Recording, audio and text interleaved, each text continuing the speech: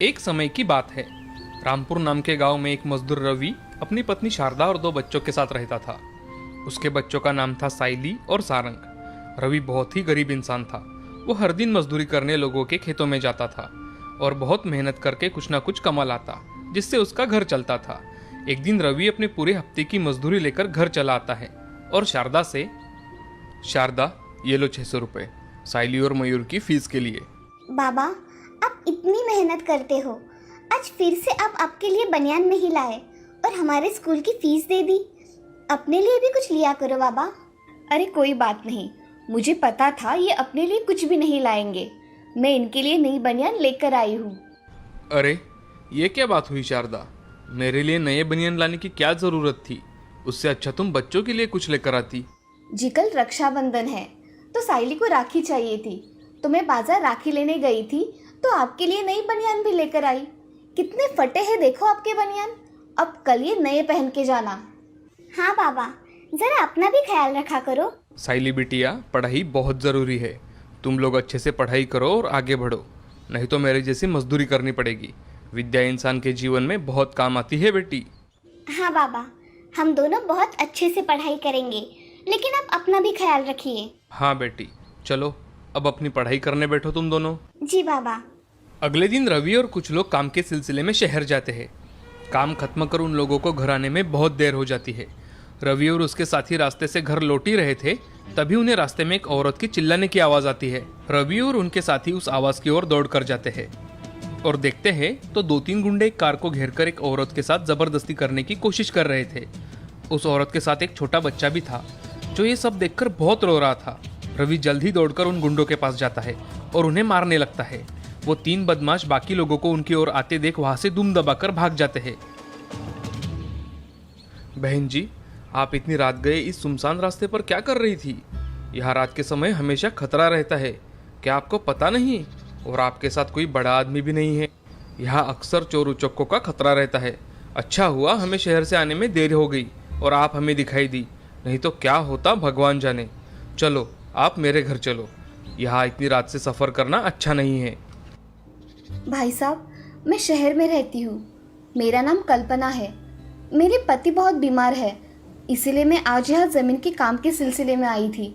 सोचा था काम जल्दी ख़त्म कर यहाँ से चली जाऊँगी, लेकिन मेरी कार रास्ते में ही पंक्चर हो गई और मैंने कुछ लोगों से मदद मांगी तो वो लोग मेरे साथ बदतमीज़ी करने लगे।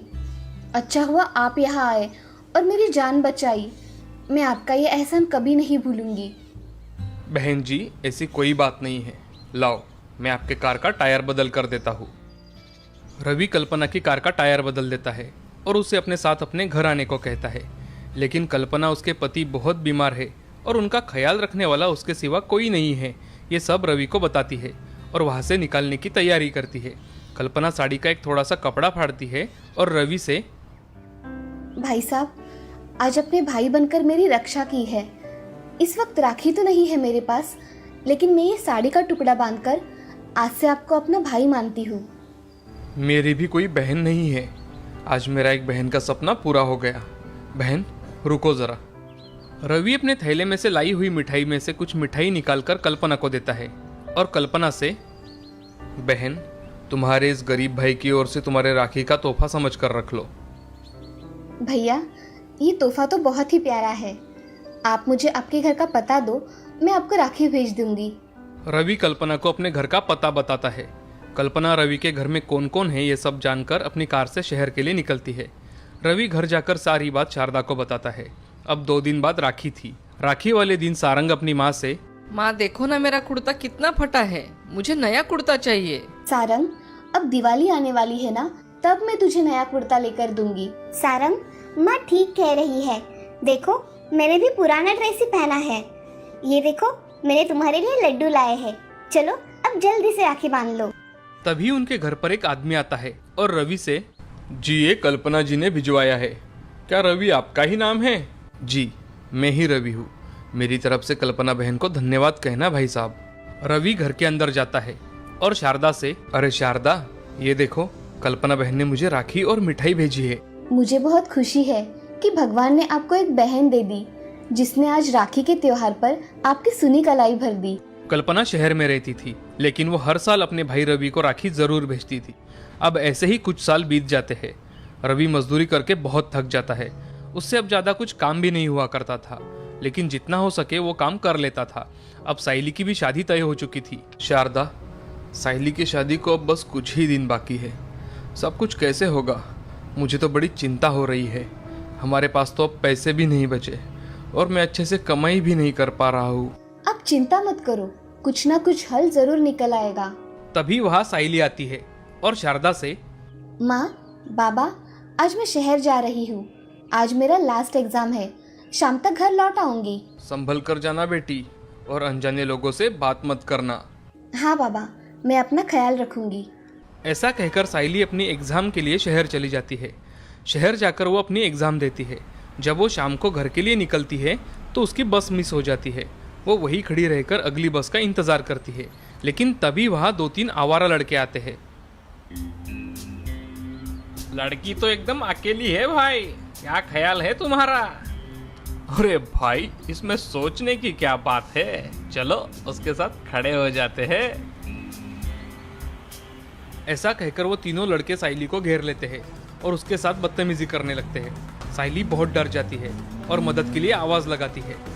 बचाओ, बचाओ, कोई मेरी मदद करो। तभी उस रास्ते से एक कार आती है और वहां रुक जाती है और उस कार में से एक जोड़ा बाहर निकलता है। साइली के पास जाकर वो आदमी उन लड़कों से, क्यों रे, बहुत मजा आता है तुम्हें लड़की छेड़ने में? हाँ, रुको अभी बताता हूँ तुम्हें। वो आदमी उन तीनों लड़कों को पकड़कर पुलिस के हवाले कर देता है। अरे बेटी, तुम यहाँ अकेले क्या कर रही हो? साइली उनको सारी कहानी बताती है। ये सब सुन औरत साइली से, अरे तुम रामपुर से हो? रामपुर में मेरे भाई भी रहते हैं। अब बहुत देर भी हो चुकी है, तो तुम्हें जल्दी से बस भी नहीं मिलेगी। चलो, हम तुम्हें तुम्हारे घर छोड़ देते हैं।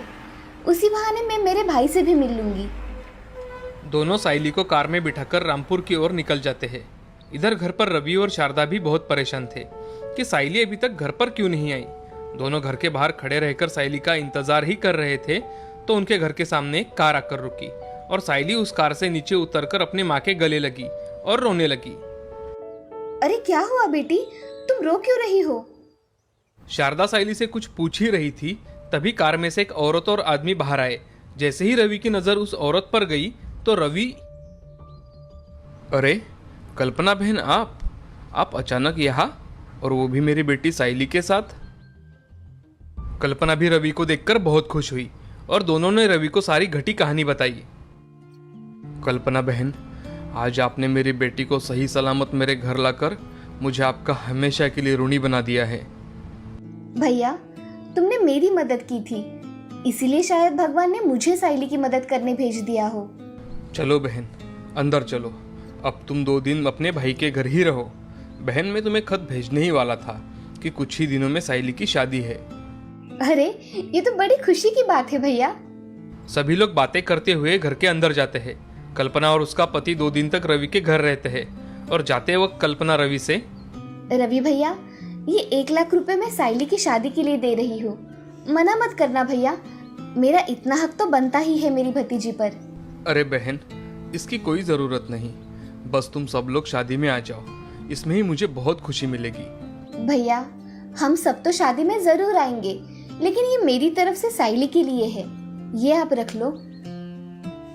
कल्पना साइली को गले लगाती है और शहर के लिए निकल जाती है। अब कुछ ही दिनों में साइली की शादी थी, जिसमें कल्पना और उसका परिवार शामिल होता है और बड़े धूमधाम से शादी होती है। आज इस शादी के दिन एक गरीब का रक्षाबंधन के दिन बना ये भाई बहन का रिश्ता और भी मजबूत होता है।